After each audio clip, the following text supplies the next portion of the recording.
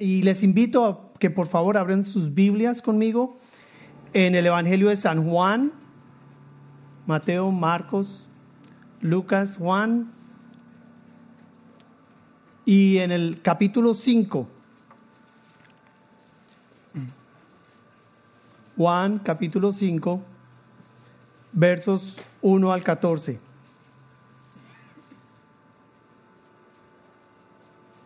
¿Listos? Bueno, Juan, capítulo 5, versos 1 al 14 dice así. Después de esto, se celebraba una fiesta a los judíos y Jesús subió a Jerusalén. Hay en Jerusalén, junto a la puerta de las ovejas, un estanque que en hebreo se llama Betesda, que tiene 5 pórticos. En estos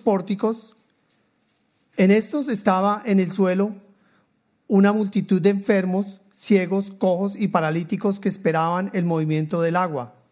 Porque un ángel del Señor descendía de vez en cuando al estanque y agitaba el agua. Y el primero que descendía al estanque después del movimiento de agua quedaba curado de cualquier enfermedad que tuviera. Estaba allí un hombre que hacía 38 años que estaba enfermo. Cuando Jesús lo vio acostado allí y supo que ya llevaba mucho tiempo en aquella condición, le dijo: ¿Quieres ser sano? El enfermo le respondió: Señor, no tengo a nadie que me meta en el estanque cuando el agua es agitada, y mientras yo llego, otro baja antes que yo. Jesús le dijo: levántate, toma tu camilla y anda. Al instante el hombre quedó sano y tomó su camilla y comenzó a andar, pero aquel día era día de reposo. Por eso los judíos decían al que había sido sanado: es día de reposo y no te es permitido cargar tu camilla. Pero él les respondió: el mismo que me sanó me dijo: toma tu camilla y anda. Le preguntaron: ¿quién es el hombre que te dijo toma tu camilla y anda? Pero el que había sido sanado no sabía quién era, porque Jesús, sin que se dieran cuenta, se había apartado de la multitud que estaba en aquel lugar. Después de esto, Jesús lo halló en el templo y le dijo: mira, has sido sanado, no peques más para que no te suceda algo peor. Oremos. Amado Padre Celestial, te damos gracias por tu palabra. Te suplico que en esta noche sea tu Espíritu quien nos dé el entendimiento, tanto para proclamarla como para escucharla y aplicarla. En el nombre de Cristo Jesús. Amén y amén. El famoso pastor y teólogo A.W. Tozer dijo: lo que viene a nuestras mentes cuando pensamos acerca de Dios es lo más importante de nosotros. Repito, lo que viene a nuestras mentes, el primer pensamiento que viene a nuestras mentes cuando pensamos acerca de Dios es lo más importante acerca de nosotros. ¿Cuál es el primer pensamiento que usted tiene cuando usted piensa acerca de Dios? La respuesta a esa pregunta puede decir mucho acerca de quién verdaderamente Dios es para usted y mucho acerca de quién es usted. Y no estoy haciendo referencia a las preguntas, a las respuestas que de pronto podemos dar de escuela dominical, o de pronto a las experiencias que hemos tenido, o de acuerdo a las bendiciones que hemos experimentado, o aún quizás las respuestas que hemos aprendido en fundamentos de la fe. Les estoy hablando de su entendimiento, de ese pensamiento, de ese corazón que controla su vida, que llena de esperanza, amor, gozo su vida. Si bien es cierto que no hay palabras suficientes para describir quién es Dios, en este texto que acabamos de leer hay 2 aspectos acerca de la persona de Cristo y de Dios que deberían venir a nuestra mente y permitirnos entender quién es Él. Este entendimiento de estos 2 aspectos que vamos a estudiar en un momento, su misericordia y su poder, nos permiten y nos invitan a depositar absolutamente toda nuestra confianza, nuestra vida en un Dios que es totalmente poderoso y a la vez absolutamente bueno, absolutamente misericordioso, bondadoso. Piensen por un momento en el poder de Dios, el esplendor del universo, la inmensidad de todo lo creado, aún la perfección del cuerpo humano, la majestad de la creación. Hay más de 100 billones de galaxias que demuestran la grandeza y el poder de Dios. Son incomprensibles, insondables para la mente humana. De acuerdo con los científicos, la grandeza, la profundidad de la célula humana es aún mucho más grande que ese universo. Hay más estrellas y planetas que granos de arena en el mar. Entonces, quien quiera que sea Dios, Él debe ser demasiado poderoso, infinitamente poderoso. Pero ¿saben? Así como Dios es poderoso, eterna e infinitamente poderoso, así Él es misericordioso, bondadoso y bueno. El poder y la misericordia, la bondad, son dos atributos que no tienen armonía en las personas humanas. Hay muchas personas que han sido muy poderosas, pero han terminado siendo ¿qué? Tiranas, duras, crueles. Pero hoy, este milagro que acabamos de leer y este texto que vamos a estudiar nos permite ver cómo en la persona de Cristo Jesús estos dos atributos son totalmente consistentes con ese amor que solamente Dios, el Padre, puede tener. Y este texto que vamos a estudiar hoy es muy especial para mí, porque de alguna manera refleja mi vida. Y espero y oro que la suya también. Y es así, este texto que acabamos de leer, esta historia, esta narrativa, debería reflejar la historia de su vida. Personas como ustedes y como yo, que hemos experimentado la misericordia y la gracia, el amor de Dios.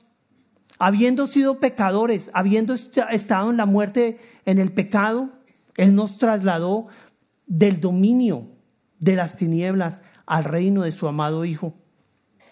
Dios no solamente ha sido bueno con usted, habiendo creado ese universo, ese mundo que nosotros vemos y en el cual subsistimos, pero además de eso ha demostrado ese poder en la creación, le ha mostrado también una misericordia y una gracia, una bondad que viene de su corazón. Todo lo que vemos es demasiado majestuoso en términos de su poder, pero también de su gracia, especialmente a través de su Hijo amado Cristo Jesús. Esta historia que acabamos de leer también es especial porque nos lleva al corazón, al amor de Cristo Jesús, a quien Él es verdaderamente como Salvador, como Dios, como aquel que murió en la cruz por todos nuestros pecados. Ahora, en un momento voy a comenzar a ir a través del texto, pero antes de eso quiero enfatizar un tema. Acabé de hablar que vamos a ver dos atributos, dos características en este texto, su misericordia y su poder, pero quiero resaltar y dejar muy en claro que esta es la tercera señal de Cristo Jesús, el tercer milagro que Él hizo y que Juan registra en este evangelio. Y estas señales tenían un propósito muy específico y eran la de demostrar de manera irrefutable que Jesucristo que Jesús es el Cristo, el Hijo de Dios, y para que al creer tengamos ¿qué? Vida eterna.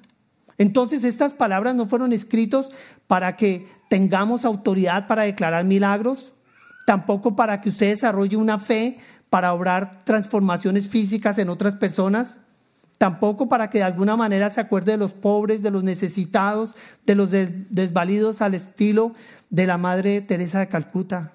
No. El primer y último propósito de esta señal es que nosotros creamos que Jesús es el Cristo, el Salvador del mundo, el Hijo de Dios. Por lo tanto, estamos hablando algo demasiado importante. No estamos mirando simplemente la historia de un milagro por estudiarla. Estamos hablando de su salvación y de su vida eterna. ¿De dónde usted está? Delante de ese Dios tan misericordioso y tan poderoso. Cristo se hizo carne para venir y salvar a una humanidad separada de Dios. Este mensaje lo he titulado ¿Cuál debe ser su respuesta a la misericordia y al poder de Cristo? El propósito que yo tengo con este mensaje es recordarle a usted que en vista del poder y de la misericordia de Dios, usted debe asegurarse de responderle a Él de la manera en que Él espera que usted le responda. Y para que entendamos eso, quiero, no sé si llamarlo bosquejo o quiero resaltar 3 aspectos, 3 puntos. Llamarle la atención primero, obvio, a la misericordia de Cristo, y eso lo vemos en el verso 6, quiere ser sano.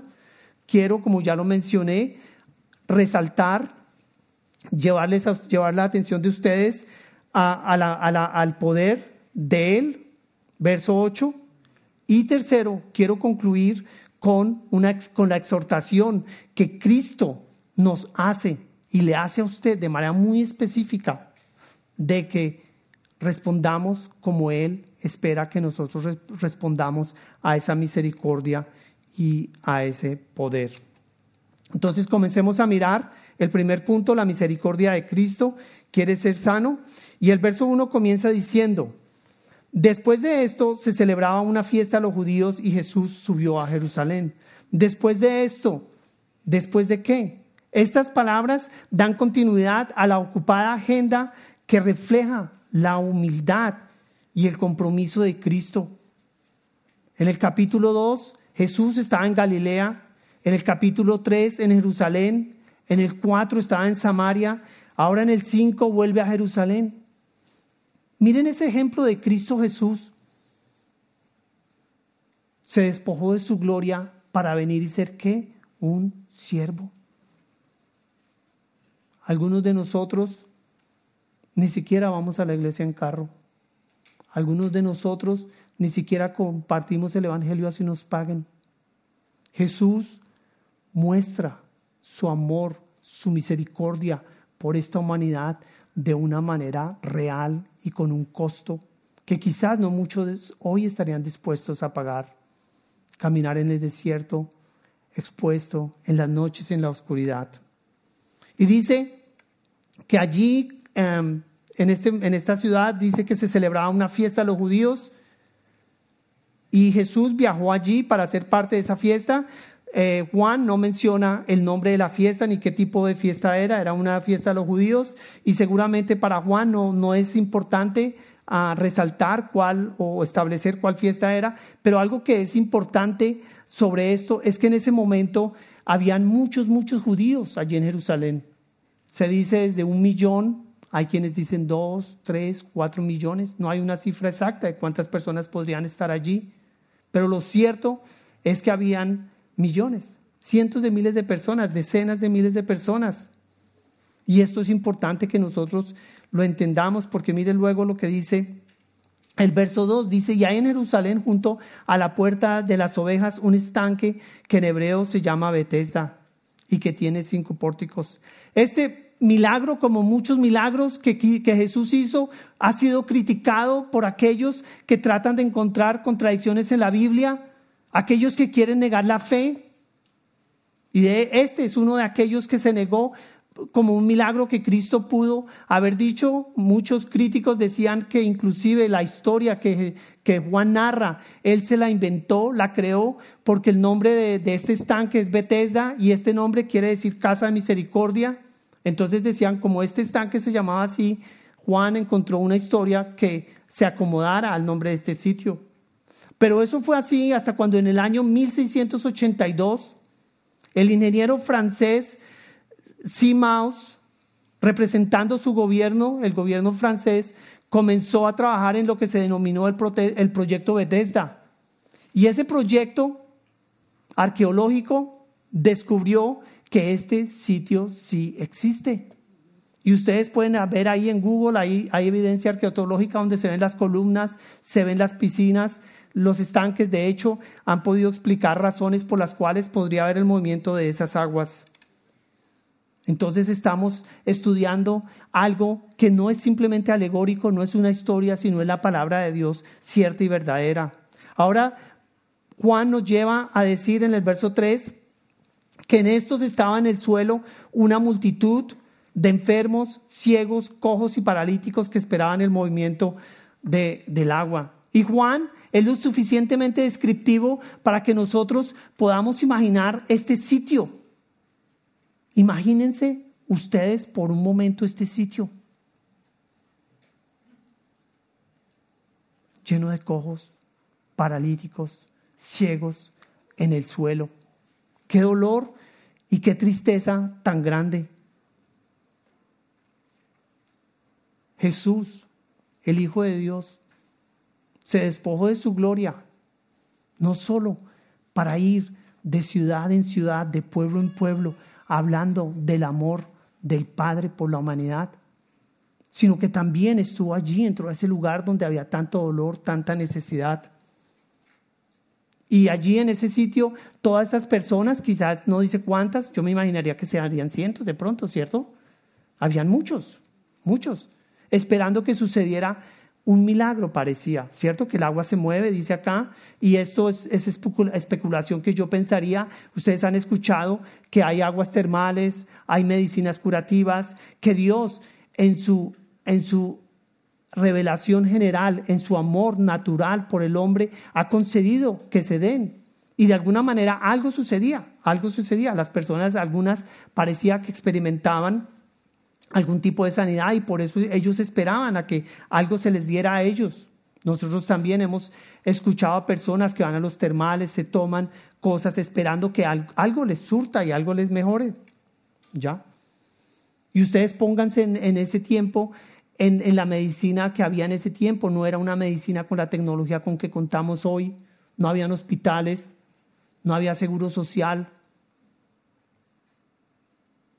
Una sociedad que de alguna manera nos cuesta relacionarnos con esos tiempos tan duros.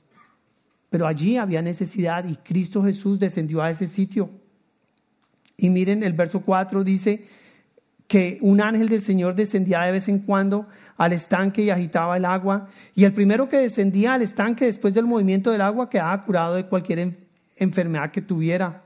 Quienes estén leyendo la nueva Biblia de las Américas pueden darse cuenta que allá hay un numerito con una nota al pie de página que indica que algunos manuscritos, los más antiguos, no tienen registrado esa parte del verso y ese verso y la segunda parte del verso 3. Y para una nota aclaratoria al respecto, ustedes saben que en ese tiempo no habían imprentas como hoy en día. Habían escribas que tomaban nota y anotaban los papiros y los copiaban.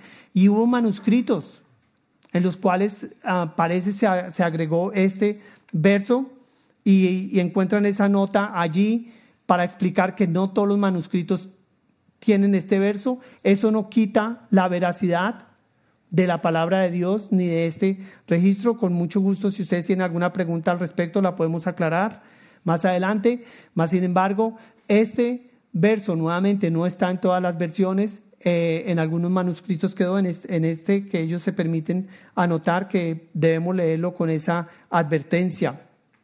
Bueno, pero algo sucedía, allí se movía el agua, algo sucedía para que estas personas pudieran experimentar algún tipo de milagro, algún tipo de sanación. Y el verso dice que estaba allí un hombre que hacía 38 años que estaba enfermo. Entonces miren, como Juan comienza a hacer una especie de zoom, comenzamos hablando de millones de personas. Y aún yendo antes de eso, Dios vino al mundo. Y en el mundo escogió estar allí donde estuvo. Ir a Jerusalén, ir a Samaria. Y ahora escoge a este lugar de cientos. Pero aún más, ve y define a una persona en particular. Dios, más que un Dios de masas, es un Dios individual, es un Dios personal. Juan hace un dramático contraste entre las millones de personas que estaban allí, los cientos, los muchos que podrían estar, y ahora este hombre que estaba allí. Dice Juan que llevaba 38 años y coloca allí ese spotlight, el reflector, la atención a esta persona, que para la mayoría sería una persona insignificante, para muchos quizás despreciable. Allí habían cientos de personas, pero Jesús se focaliza en esta persona. Imagínense ustedes esta persona postrada por 38 años, enfermo. ¿Cuántas veces nosotros hemos visto personas, quizás en las banquetas, aceras o andenes de nuestros países de origen y aún en esta misma ciudad? Personas con tanto dolor, con un drama que es personal, pero es real. Que quizás entre las multitudes, entre los millones de personas, aún entre las multitudes de actividades que nosotros tenemos y los miles de asuntos que tenemos, no importan. No son significantes, no son importantes. Una situación trágica, dolorosa, totalmente desesperanzadora. Pero Jesús se fija en él.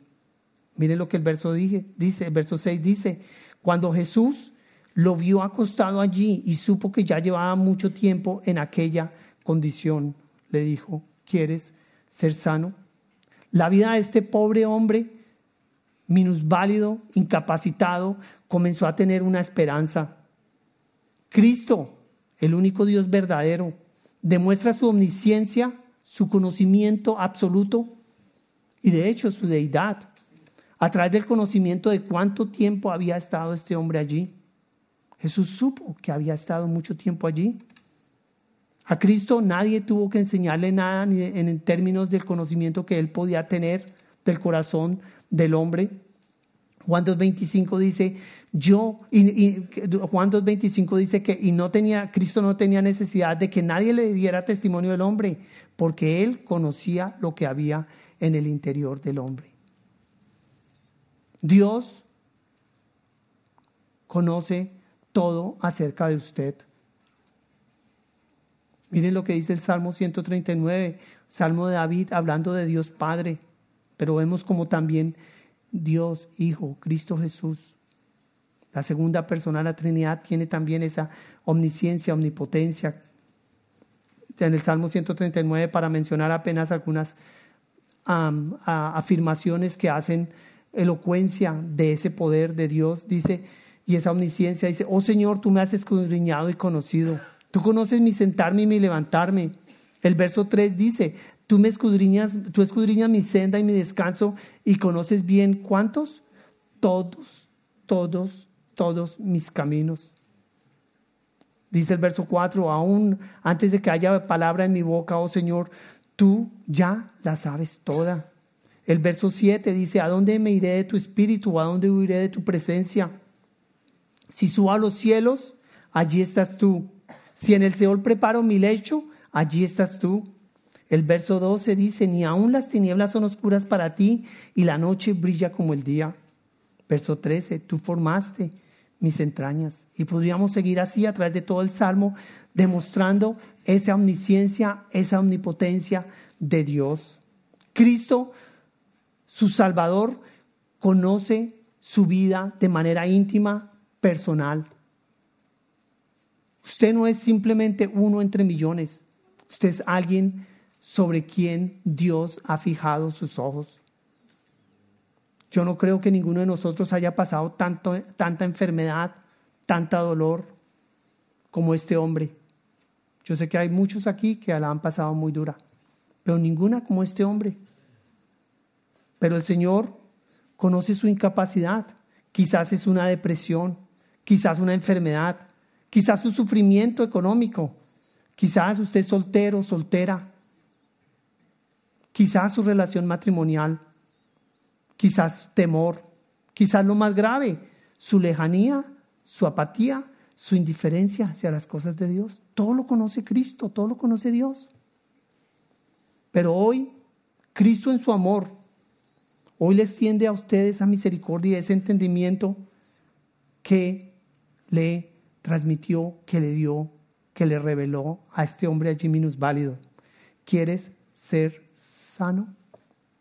Y nuevamente, este es el primer punto que yo quiero resaltar, que les quiero llevar su atención a que consideren. ¿Quieres encontrar un alivio al sufrimiento de tu alma? Esas palabras, como lo dije, nos llevan al corazón de la compasión de Cristo. Habían decenas de miles de personas, pero la misericordia, la bondad de Cristo es personal. Miren el verso 7, la situación tan difícil de este hombre. El enfermo le respondió: Señor, no tengo a nadie que me meta en el estanque. Cuando el agua es agitada y mientras yo llego, otro baja antes que yo. Este hombre no tenía a nadie. Imagínense su situación tan difícil. De lo que yo leo, yo entiendo que muy seguramente ni un papá, ni una mamá, ni un hermano, ni un amigo, ¿quién le daría la comida? Qué situación tan dolorosa. Pero ¿qué hace? El Dios eterno, hecho carne, humillándose, haciéndose un siervo, viene a esta ciudad, a este lugar de tinieblas, de oscuridad, de dolor, a ayudar a una persona que, hablándolo de pronto de manera dura o cruel, era un perdedor, era un fracaso. ¿Cuántas veces nosotros decimos: ay, yo me siento como un perdedor? De pronto ni siquiera sabemos lo que es ser un perdedor ni un fracasado. Desagradecidos nos volvemos.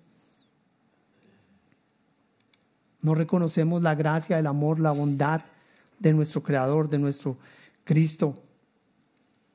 Pero ese Señor, imagínense, esperaba que un día algo sucediera. ¿Quién sabe cuántos años estaría allí? De pronto no había llegado hacía 3 ni 5 días. Una persona de 38 años esperando que algo le sucediera. Pero este hombre encuentra una luz de esperanza cuando Jesús le dice: ¿quieres ser sano? Y piensen un momento ustedes, ¿no les parece una pregunta demasiado lógica?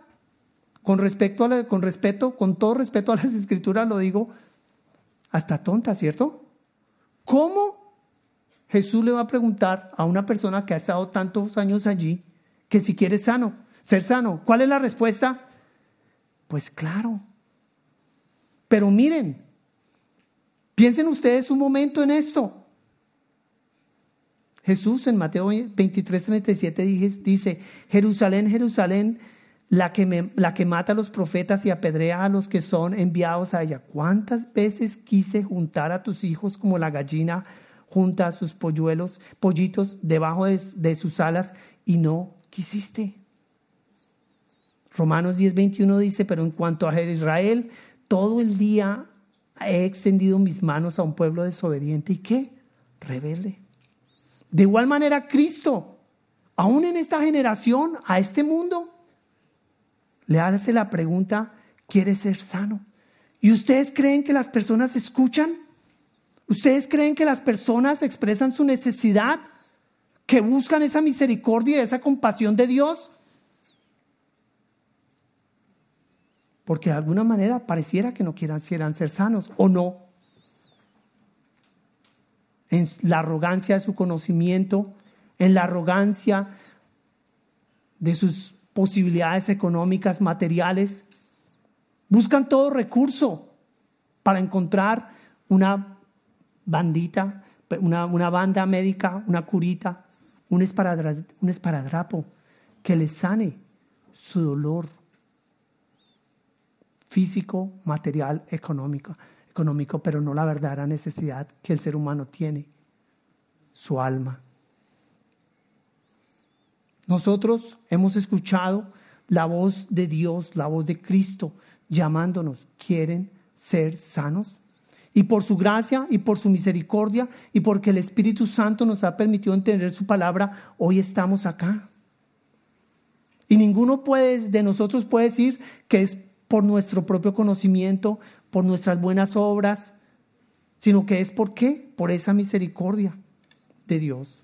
Y esta misericordia de Dios es uno de los atributos más importantes de la persona de Dios. En Éxodo 34, 5, 7, Dios mismo se revela en el verso 6.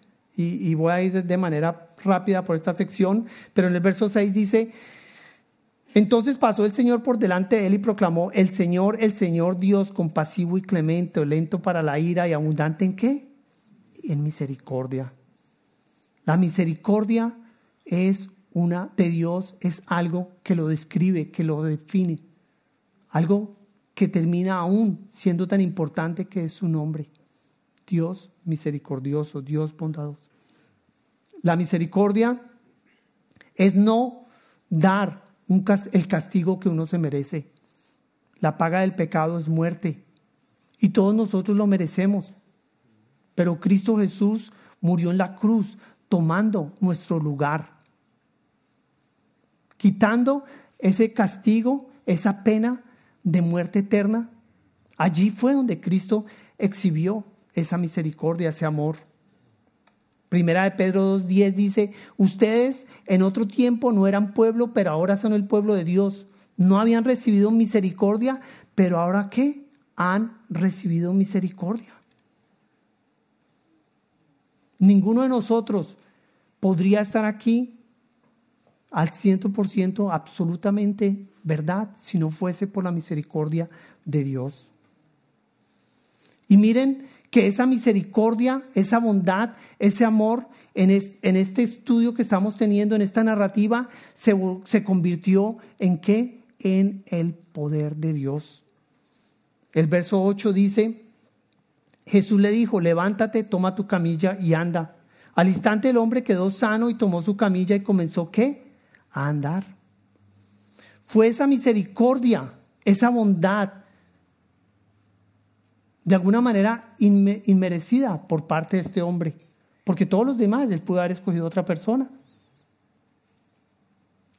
la que mostró, la que permitió ese poder de Cristo que sanase. El poder de Cristo se hace efectivo en nuestras vidas como resultado de su misericordia, exclusivamente como fruto de su amor, compasión, gracia, bondad por nosotros. Ese poder que voy a explicar un momentico más acerca de él, no es algo que usted se merece, no es algo que usted se gana, no es algo por lo que usted trabaja. Es la bondad de Dios que de manera unilateral nace de su corazón. ¿No es eso increíble? Y yo creo que nosotros debemos recordar más como cristianos, con mayor frecuencia, esa misericordia de Dios. Y cómo esa misericordia de Dios ha operado un poder en nosotros que es absolutamente increíble. Un milagro de vida en todos nosotros. Romanos 5, 6 al 11 dice: porque mientras aún éramos débiles. La palabra en griego allí es asthenes, y esa palabra quiere decir, o está relacionada con sufrir una enfermedad debilitante, enfermo, está relacionado con experimentar alguna incapacidad física o limitación, debilidad. A su tiempo, Cristo murió por los impíos. El verso 8 dice: pero Dios demuestra su amor para con nosotros en que siendo ¿qué? Aún pecadores. La paga del pecado es ¿qué? Muerte. El verso 10 dice: porque si cuando éramos enemigos, imagínense ser enemigos de Dios, y eso va a ambos lados, nosotros enemigos de Dios y Dios enemigo de nosotros, porque la ira de Dios se revela desde el cielo contra toda impiedad. ¿Y qué pasó? Fuimos reconciliados con Dios por la muerte de su Hijo. Mucho más, habiendo sido reconciliados, seremos salvos por su vida. Noten que nosotros, igual que este hombre parapléjico allí en ese estanque, hemos experimentado una condición de incapacidad. Éramos débiles, incapacitados, muertos en nuestros pecados y enemigos de Dios.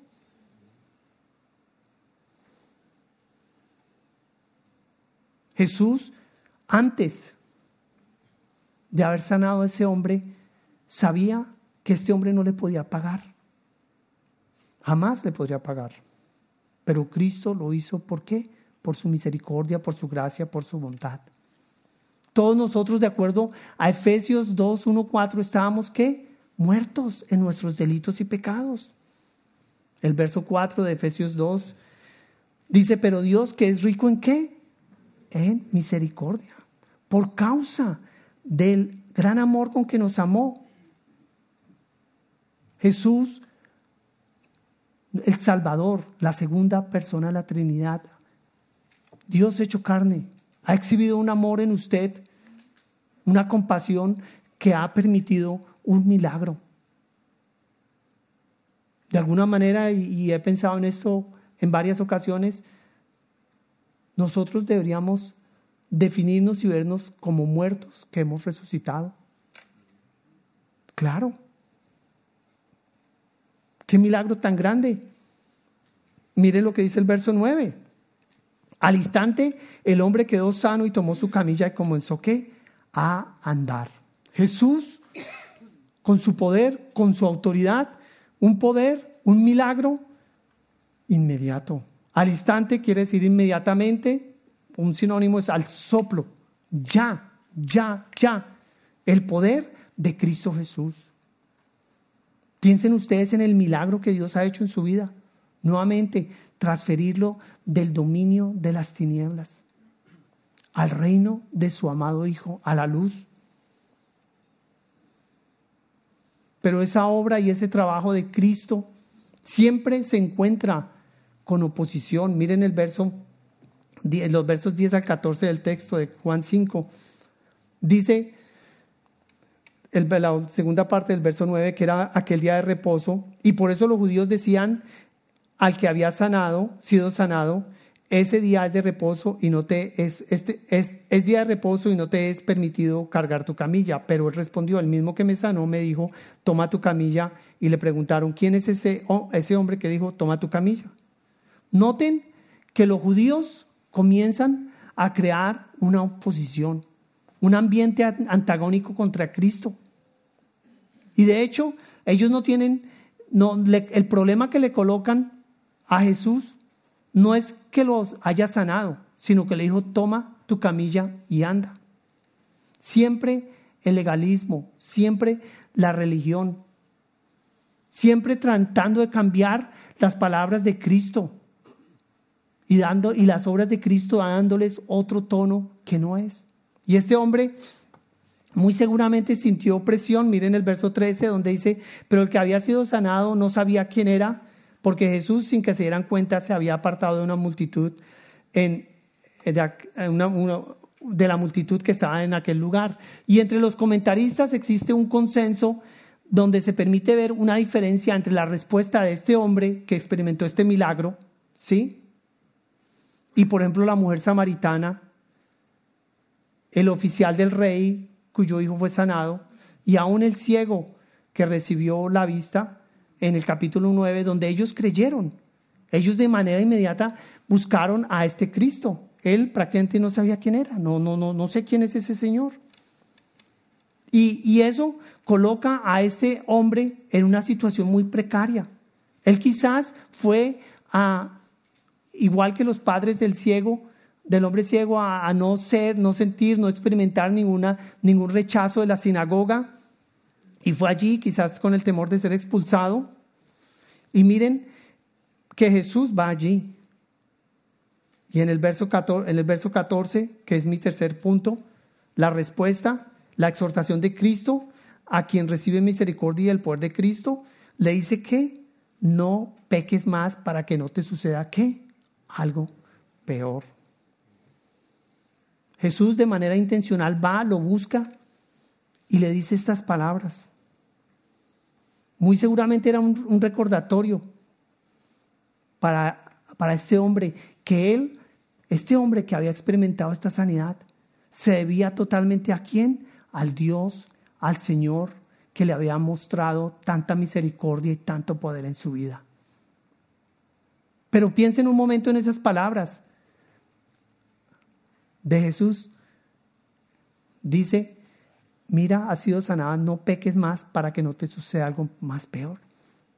Algo peor. Pero ustedes no, miren, piensen por un momento, ¿qué más difícil le podría suceder? ¿Hay algo peor? Imagínense, de pronto no tiene ya ni papá, ni mamá, no tiene quien le prepare comida, no tiene quien lo tire al agua, inválido. ¿Qué peor le podría suceder a este señor? ¿Saben? Mirando el contexto, por ejemplo, en el capítulo allí 5, los versos 18 en adelante, ¿sí? Vemos donde Jesús se presenta como ese Dios que un día va a demandar un juicio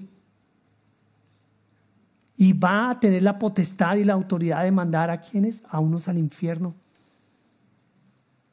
Tiene la voz, tiene el poder de dar vida y dar muerte a los hombres. Y lo peor que le podría suceder a este hombre era terminar el resto de su vida, ¿qué? En el infierno. Perdido, sin reconocer a Cristo Jesús como su Señor y Salvador. Simplemente verlo como un sanador, simplemente verlo como un proveedor, simplemente verlo como alguien que le soluciona sus problemas, pero no como el Señor de su vida. En Juan 5, los versos 28 en adelante es donde está esa voz de Cristo un día dando juicio. Y es que Romanos 2, 4 al 5 también dicen: o tienes en poco las riquezas de su bondad y la tolerancia y paciencia, ignorando que la bondad de Dios te guía ¿a qué? Al arrepentimiento. No peques más. Pero por causa de tu terquedad y de tu corazón no arrepentido, estás acumulando ira para ti en el día de la ira y de la revelación del justo juicio de Dios.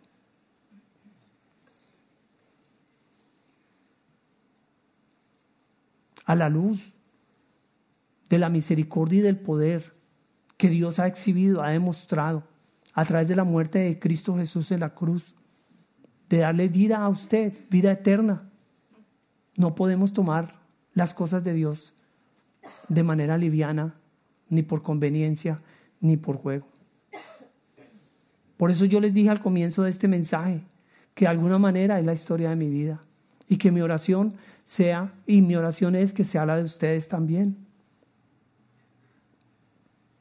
Y es que tristemente se nos ha olvidado este concepto de la misericordia y del poder de Dios. Nos preocupamos más de tener un conocimiento de Dios, de mostrar lo mucho que sabemos, de tener las respuestas de escuela dominical, de fundamentos de la fe, de decir todo lo que Dios ha hecho por nosotros, pero no acordarnos que hemos recibido una misericordia. Pensando yo en este mensaje, reflexionaba un momento que el viejo hombre de todos nosotros debería ser este hombre, incapaz, necesitado, sin nadie que lo ayude. Y que si no es por Cristo Jesús, ¿dónde estaríamos nosotros? Si nos enfocáramos más en esa misericordia de Dios, créanme, no andaríamos tan deprimidos y no nos fijaríamos tanto en nosotros. Veríamos todo lo que Dios ha hecho y todo lo que nos ha ofrecido y todo lo que nos brinda en su palabra. Su palabra restaura nuestras almas. Nosotros tenemos una esperanza de vida eterna que el mundo no tiene. Entonces, ¿qué piensa usted? ¿Qué le viene a su mente cuando usted piensa en Dios? Yo le animo a que piense en su misericordia, piense en su poder, piense en la bondad que Él ha tenido para usted. Y créanme, de alguna manera eso aún lo va a guardar a usted el pecado y lo va a focalizar de tal manera en Cristo simplemente por leer un texto y terminar. Primera de Pedro 2, 9 al 12, ya leí el verso 10, pero miremos estos versos que acompañan a este verso 10. El verso 10 dice: ustedes en otro tiempo no eran pueblo, pero ahora son pueblo, no habían recibido misericordia, pero ahora han recibido misericordia. Pero el verso 9 dice: pero ustedes son linaje escogido, real sacerdocio, nación santa, pueblo adquirido para posesión de Dios, a fin de que anuncien las virtudes de aquel que los llamó de las tinieblas a su ¿qué? Luz admirable. Y después de esa característica de lo que lo define a usted como hijo de Dios, como cristiano, es el resultado de su misericordia.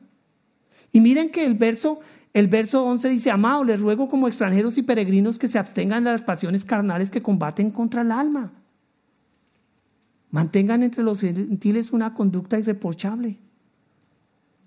Entonces, es esa misericordia la que está en el medio, en el corazón, en la esencia de lo que nosotros deberíamos captar, que es la vida del cristiano. Hemos recibido una misericordia y un poder que nos obliga a responder de la manera en que Cristo Jesús lo espera. No pequemos más. Amemos al Señor. Definámonos por lo que somos. Indignos, pecadores, incapaces, dignos de la condenación eterna. Eso sí sería peor que cualquier cosa a la cual nosotros vivimos criticando, juzgando, quejándonos y aún maldiciendo a Dios, ¿o no? Cristo Jesús, hoy, a todos aquellos que han conocido a Cristo Jesús, lo han conocido a Él como su Salvador personal, les anima, sigan, busquemos a Dios, no perdamos foco, no perdamos el entendimiento de que Él, entre todos los millones de personas, entre todos los cientos de miles, entre todos los que estamos, Él de manera individual y personal nos ha expresado un amor, una misericordia, que no la valoramos. Si usted está desanimado, si usted está luchando, también es esa misericordia, recordar ese amor y ese poder que está allí, preguntándole, ¿quieres ser sano? ¿Quieres ser sano?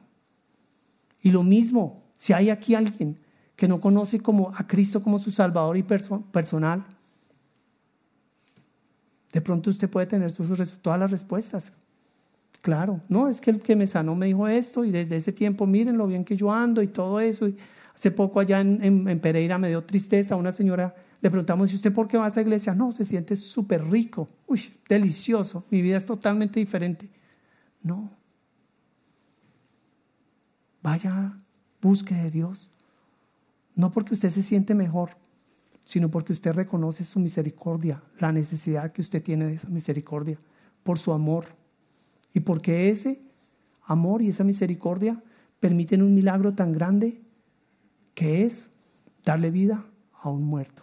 Oremos. Amado Padre Celestial, te doy gracias por tu palabra.